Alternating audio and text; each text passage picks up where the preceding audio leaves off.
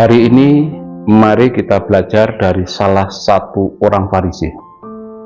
Mengapa justru belajar dari orang Farisi? Karena orang Farisi yang satu ini berbeda dengan orang Farisi yang lain. Namanya Nikodemus. Dan nama Nikodemus ini hanya muncul di dalam Injil Yohanes dan tidak muncul di ketiga Injil yang lain.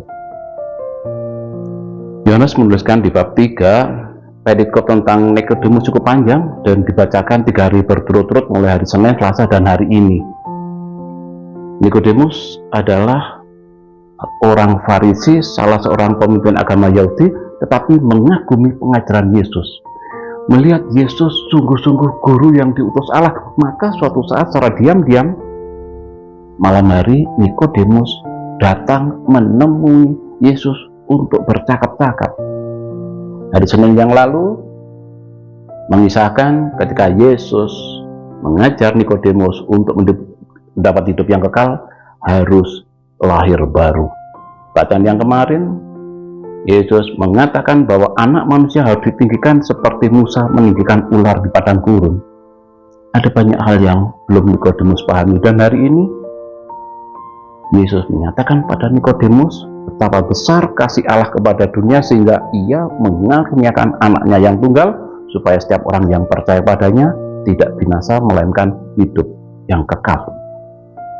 Di bagian akhir perikop ini Yesus juga berkata, barang siapa melakukan perbuatan yang benar, ia menuju kepada terang dan menyatakan bahwa perbuatannya dilakukan dalam Tuhan. Rupa-rupanya ungkapan Yesus bagi Nikodemus ini sangat mengena di hatinya.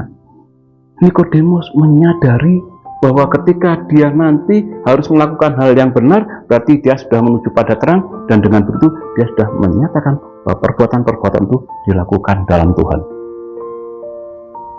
Di bab 7 Yohanes juga menuliskan tentang Nikodemus. Di situ Nikodemus membela Yesus. Ketika teman-temannya, ahli Taurat, orang-orang Farisi, pemimpin agama Yahudi hendak menangkap Yesus, Nikodemus membela Yesus. Luar biasa. Sama-sama orang Farisi, tetapi justru membela Yesus di depan kawan-kawannya.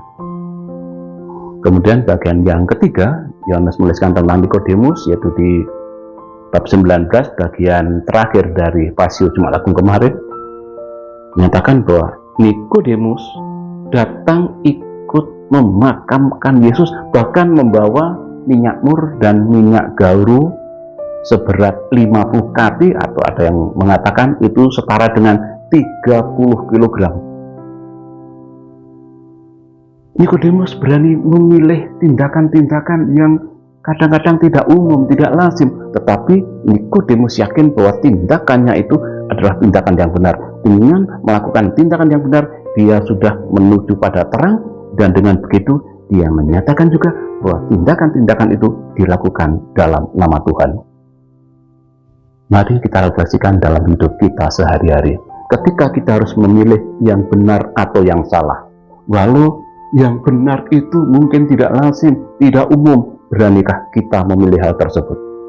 Ketika kita berani memilih hal yang benar, walau tidak lazim, tidak umum, tidak populer, tapi ketika kita yakin itu benar, maka kita sudah menuju kepada terang, dan dengan begitu kita telah menyatakan bahwa tindakan-tindakan kita, perbuatan-perbuatan kita lakukan di dalam Tuhan.